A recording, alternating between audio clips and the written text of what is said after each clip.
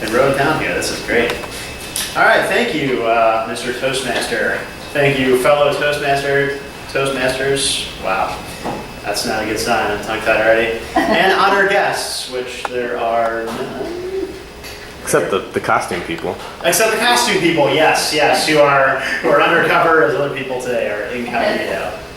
So it may seem like I'm a little nervous, but I assure you that my anxiety is ubiquitous. It does not, it's not contained simply to this room, but in fact is ever present. So let's jump into this thing. It's election day, and it reminded me of something that the sitting Vice President of the United States said a while back. He said, let me make sure that I'm quoting him correctly, "I am a Christian, a conservative, and a Republican, in that order." He was very clear about that. It's in that order. And so I was thinking about that, and I thought, what am I? I'm giving an icebreaker speech. I need something to talk about. And probably the best place to start is to decide, if Mike Pence is that, what am I? What would be my things? And so I arrived at the idea that I'm many things, and I'm many things simultaneously. It was really hard, it was difficult to order them. So in fairness, Mr. Pence and I are very different people. I lack his natural charisma, for one. He's the life of the party, and so that's something that I really can't hope to replicate. So as I pondered his words and recognized our differences, I tried to decide, what it was that I was. I'm a husband, which is still kind of weird to say. That's only been a couple of months. Aww. I am a brother. I'm a son. I'm a friend. I am actually also a Christian, but I'm a bleeding heart liberal. So sorry to Mike and my grandparents. Speaking of Mike's, I'm a huge Chicago Bulls fan, growing up in the Chicago area. And, as a kid, I thought Michael Jordan was better than pizza, and I liked both of those things very much.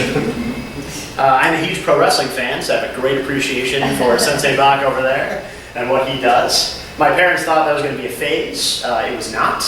My dad used to come down in our living room constantly and ask me what I was watching and why there were people yelling at each other and they fighting. And I don't know, it was a passion. It was then, it is today. I'm an old man all of a sudden, and that is something that has hit me recently. So I checked into my hotel last night, and there used to be a sense of, at least suspicion in the eyes of each front desk worker when I used to check into a hotel, because I just looked the part. Like, I'm going to trash the room, there might be a party, like, you should worry about me. Another room might call you tonight and say, room so-and-so is up to something.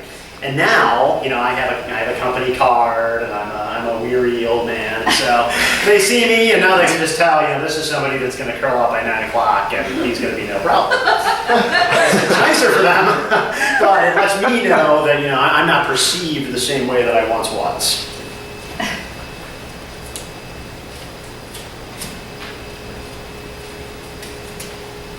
Yeah, sorry for reading from this novel here, everybody.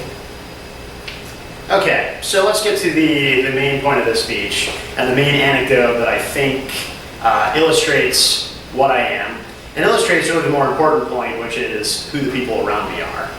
So, like I said, I'm a friend. I'm a friend to really anybody that will agree to be my friend, because I genuinely like most people, and so there's just not, there's very few people I run across that I know resolutely I don't want to be around that person. So two such friends in high school. I was able to convince them to let me take them on a road trip. And I had a plan for this road trip, and plan is a little bit generous.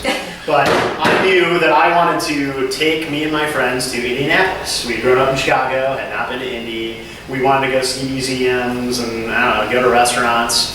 What I decided, though, was we weren't going to go to a hotel, and we were going to lie to my parents about where we were going. So the plan was hashed, and I decided we're going to lie. We're going to say we're all sleeping over at a friend's house over the long weekend. When in reality, I would be taking my two friends in my Saturn L series and hitting the road for Indianapolis. I was a very inexperienced highway driver at that point. I was probably, like 16 years old. Oh, gosh. And so it got really late at night, and we were in heavy construction near the Hinsdale Oasis, like not too far from the border to Indiana. And so my friend in the back seat, Alex, started shouting at me, "The exit's right there, the exit's right there." Unfortunately, he was mistaken. Me being a dumb kid, I turned the car anyway and drove directly into a construction site. Oh my gosh. The very sad part about this particular exit was that it was not finished, and so the road just ended. And then there was a chasm, and then the road started up again. So my car, I stepped on the gas, and I sailed us over the chasm, but my 2 front tires hit on the way over, and all 4 tires ended up flattened. And the car totaled. And so I was stranded in a concrete triangle in the middle of 355 or something for hours. We walked through the construction sites to the Hinsdale Oasis, which is kind of an overhead thing that has restaurants and a gas station. And so I called my parents and I told them what happened, and then I awaited their wrath. And so they drove out to get us, and I got calls from the moms of my 2 friends. "Why did you almost kill my son?" Which was fair. I did. It was bad. So I tell that story just to illustrate that the people that agree to be around me are really more important than answering the question of what I am or who I am. I'm more informed by the people that choose to support me, choose to be my friend, my family members, support groups, people like you guys. It's really more important to me that I be defined by the people around me than to come up with a Mike Pensian definition for myself.